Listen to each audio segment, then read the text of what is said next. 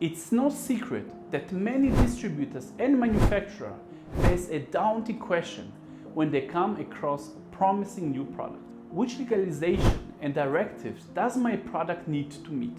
At The Atomic, we understand the challenges of navigating international compliance regulations and the difficulties of finding the trustworthy contacts worldwide. That's why we've created a video to help you guide those who may not have this experience and connection to answer these questions on their own. So without further ado, let's hear from Nadine, our Chemist and Compliance Officer at The Atomic, as she shares her valuable insight on this important topic. Hello there. So you'd like to know what type of legislation and directives your product needs to meet legally. We'll get to those directives in detail in the next sections of this course. But let's start off with an overview. Your product has to meet the legislative requirements and directives in the country where you plan to sell your product. The first question to ask yourself is, who or what does the product get into contact with, and how will it be transported or disposed? So the who or what here would be humans, animals, the air, or the ground, for example. How it will be transported would be as air cargo, in shipping containers or in trucks. And how it will be disposed of is where you would consider the environment. Once you've answered those questions, another question to consider is whether the product is a device for which you might need a CE certificate, which is necessary for many products to be sold in the EU. Or does your product have a chemical compound that disinfects the air or surfaces, for which you would need ECHA certification in the EU or EPA certification in the US.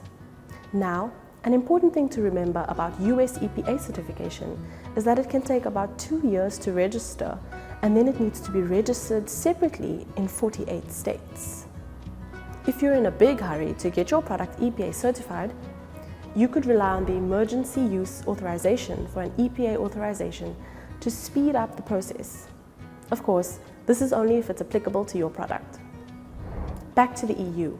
If you use a new chemical compound that is not regulated, or the raw material supply is not registered in the EU, and the supplier can't give you the Article 95 letter that confirms it, you would need a letter of access from ECHA through the members who registered the chemical compound.